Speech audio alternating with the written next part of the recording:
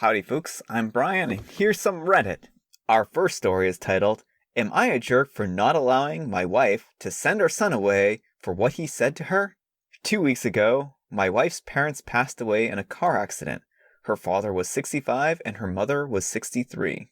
The issue of this post stems from our son. Our son is 15 and has been pretty unempathetic to his mother. He is fairly introverted and started pulling away from his grandparents and us around 13 and now spends most of his time playing video games. He didn't react much to the news of their death. I've tried talking to him about it a few times, but he's told me that he didn't really feel that close to them.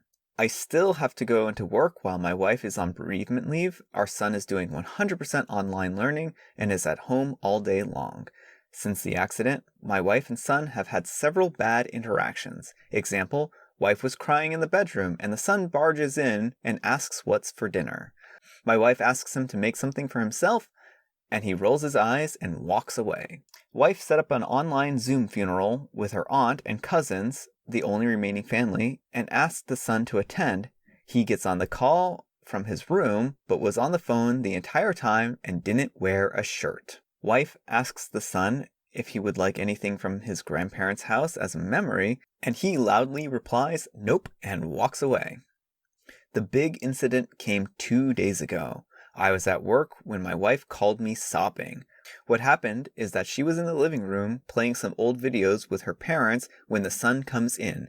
He asks to use the TV to play video games and she says to give her an hour. Then she asks her son to join her. His reply was, Mom, I honestly don't care. They were old and they were going to die anyways. Can you just get over it already? She sent him into his room and called me. I talked to him about it when I got home and made him apologize, but clearly he wasn't sincere. It upset my wife even more, and she asked to speak with me that night.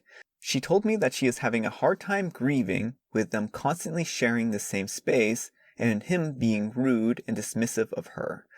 She proposed that he spend 2 weeks with my sister since they have a similarly aged son and he is good friends with. She wants the 2 weeks to go through everything from their house, deal with the legal stuff, and really process her grief. I do understand where she's coming from, but I shut her down. I told her that it's unfair to send him away and that if she needs some time apart from him, then she needs to be the one who goes. She argued that she needed my support to get through this, and that if she goes, she'll have no one. I told her that I love her, but our son comes first. She slept in the guest bedroom that night and hasn't spoken to me since. I feel horrible, and I'm second-guessing my decision. You think? Was I the jerk here? Edit, I apologized to my wife and called my sister. My son is going to go there for 2 weeks, leaving tomorrow. I'd appreciate you all stop calling him horrible names based on this one post. I recognize that his behavior clearly isn't as normal as I thought. I was really similar as a kid and just ended up getting over myself as an adult. I'm looking into some child psychologists for my son and some couples therapy for me and my wife. She hasn't forgiven me yet, but she isn't divorcing me. Thank you for your comments. Wow. I read that one and I was just taken into shock. I try not to read through these ahead of time. I agree with the edits here. The son definitely needs therapy. So the issue with the son, more than anything here, is that his utter lack of empathy towards his mother. And to me, that just seems mind-blowing. He should be giving his wife all the support that she needs, and the son should be empathetic towards the mother. And to me, this just seems like a crazy situation. I just can't even imagine how he would tolerate his son behaving like this and being rude towards the mother. Before we move on to the comments, I do want to say that I think that the son needs help. I think that this isn't normal behavior. I think that they need a trained psychologist to look at him and kind of figure out what's going on here. Also, sending him away for 2 weeks to the sister's house isn't a permanent thing, and maybe, I don't know what he's talking about here with the son coming first, because your wife needs to be the one who's coming here first. This isn't she is literally the one who's in pain right now. She's the one who's having trouble right now. So sending him away for 2 weeks is not going to cause him any issues. It's only going to help your wife. You're the jerk. Your wife lost both of her parents at the same time and is suggesting that the person who is You're the jerk.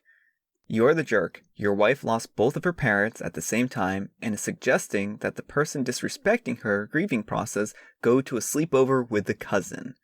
He is not exactly being punished here. She needs time to mourn, and your son is not only ignoring her needs, but he is also being very cavalier about the death and making it harder for your wife. At 15, surely he must understand that it's hard to lose a family member. What has happened in his upbringing that this part didn't go through? You say your son comes first. What I don't get is how is this a competition? Your feeling A-OK son gets to go spend some time with a cousin, or your wife gets to hear all about how your son doesn't care about her or her parents. It's like comparing hitting your funny bone or having a cardiac arrest. Sure, you can check out the elbow, but maybe the cardiac patient needs more help here. And by the way, I don't assume your son is okay. He is probably very confused and has no clue how to handle it. You should probably get him some help. But from the title, I assumed your wife wanted him out permanently. This is nothing. Let the woman grieve. Yeah. I mean, seriously, this is insanity. I love they're comparing the heart attack and the funny bone. I think that was spot on here. Seriously, I understand prioritizing a child in different situations, but this is a case of a minor inconvenience for the son who can do his online school from anywhere and get a fun bonus of hanging out with his cousin versus your horribly devastated wife being made significantly more difficult by having to be in the same home while trying to grieve and handle the estate. OP is a huge jerk here and can't see that. You're the jerk. Your son is being intentionally hurtful and disrespectful. This means your wife is not the problem. On top of that, she is the one who is experiencing grief. Did her parents reject your son anyway? He isn't just being disrespectful, but obviously hostile. You're the jerk. First of all, your wife needs some space from the kid, and second, why is the kid not already in intensive therapy? He told his mom to get over their death because they were already old? And you see no major issue with this? Your son needs medication and therapy immediately. I don't know if he needs medication, but he probably definitely needs therapy. I think there's something not quite right here, and I think the lack of empathy is really a problem. So, yeah. All right, let's move to the next story. Our next letter is titled, Am I a Jerk for Attending My Ex-Fiancée's Funeral? We had 2 kids together, but almost everybody hates that I went. This is a train wreck, folks. Brace yourselves. My ex-fiancé and I have 2 grown kids, 18 female and a 21-year-old female, together, but we broke up 4 years ago. Last month, after a 5-year-long battle with leukemia, she passed away. So get this straight, folks. A year after she was diagnosed with leukemia, he left her. During the struggles of her disease and a bunch of other family-related issues, including disagreements over my now 21-year-old's drinking problem, my ex-fiancé and I barely spoke in the 4 years after we broke up. So he didn't help his ex-fiancé who was dying of leukemia. I have since moved on and have a 3-year-old boy with my wife, 24, of 3 years, who I adore. However, when I heard about my ex-fiancé's death, I felt a devastation that I didn't know I could feel. I thought about the times when we first got our apartment together and how she devised flea traps to combat the flea infestation in our apartments.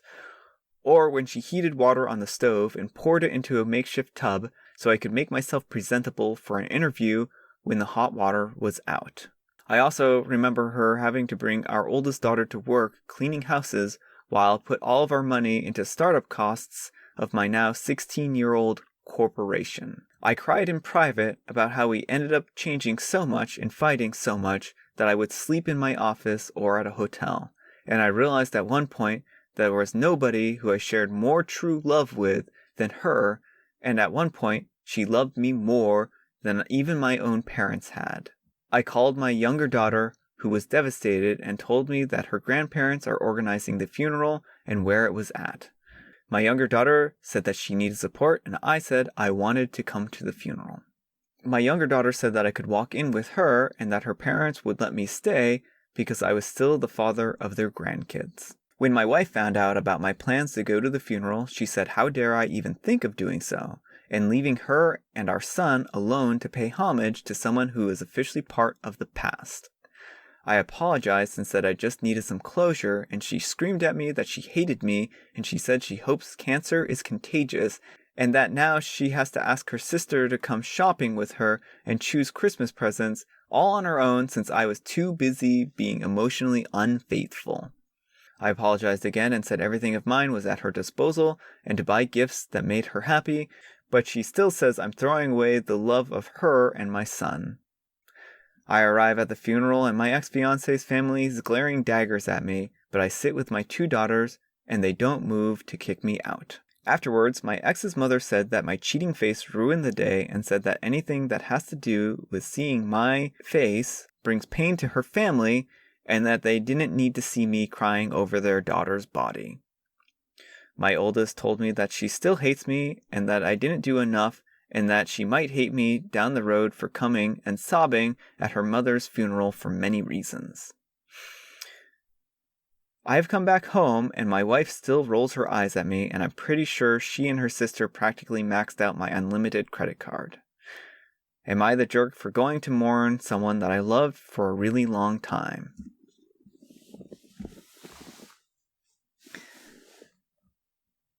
Just let that one soak in for a second, folks. I'm going to say something that's probably surprising to the audience here, in that you're not a jerk for mourning your ex-fiancé. Everything else in your life that led to this point makes you complete garbage. And I don't even know where to begin because you are such a bad person on all levels.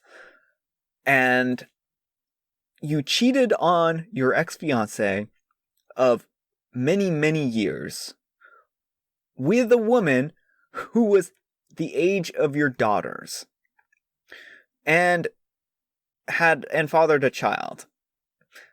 Where were your priorities when your ex-fiancé was being treated for cancer? You weren't around for her. You abandoned her in her darkest hour, and you exchanged it for a woman who seems like she has no empathy and has the emotional maturity of a 5-year-old. You deserve her, and you deserve everything that happens to you. This, by far, is one of the worst Am I a Jerk posts that I have ever had the displeasure of reading. You married a woman that doesn't have the maturity and appears to have been robbing the cradle circumstance. She's 3 years older than your older daughter, and that puts you at 40-ish at a minimum. Her response towards someone who was an important part of your life was to scream and spend money. You went to a funeral without talking to the grieving parents based on you and hiding behind your daughter. I'm inclined to say you're the jerk for the methods of grieving rather than the action of grieving. And he used the ex to make money for his company while not minding their child while she worked. Did she get a share of the company she funded? Did he pay her medical bills? OP, you are reaping what you sowed. You're the jerk. Sounds like he finally got the wife he deserved. He also made a show of grieving. He went there uninvited and cried, mourning not for the ex-fiancée but for himself. He only valued her for taking care of him. OP managed to make his own children feel even worse during their mother's funeral. This is extremely selfish and narcissistic. You're the jerk, OP, a vile one indeed. To make things clear, you and your ex of what I can only assume to be around 20 years, based on the age of your children, who supported you through everything, but you were never married, despite pouring both of your earnings into your personal company, broke up a year after she got diagnosed with cancer, and within that year, you managed to get a woman a few years older than your own daughter pregnant and married her instead. Is that correct? I'd say that alone would make you the jerk, but the fact that your ex explicitly asked you not to come to her funeral, yeah, you're the jerk big time. All right, folks, that's all the time we have for today. Let me know what you thought of those two stories. They were train wrecks, if you ask me. Sometimes I just don't know what's going through people's heads when they do things, and I think that this last story really got to me. It really hit a nerve with me. So I guess I just want to finish off by saying, be good to each other. Sometimes we lose the forest for the trees, and sometimes these stories, they can be really hard to read, but be good to those people in your life and treat them well. And, I think that that's an important lesson that we can take away from here, and that it's really important to be kind and nice and treat people fairly and justly, and to give people hugs and treat them well. So thanks so much for watching, and I'll see you all tomorrow. Mourning not for his ex-fiancée, but for himself,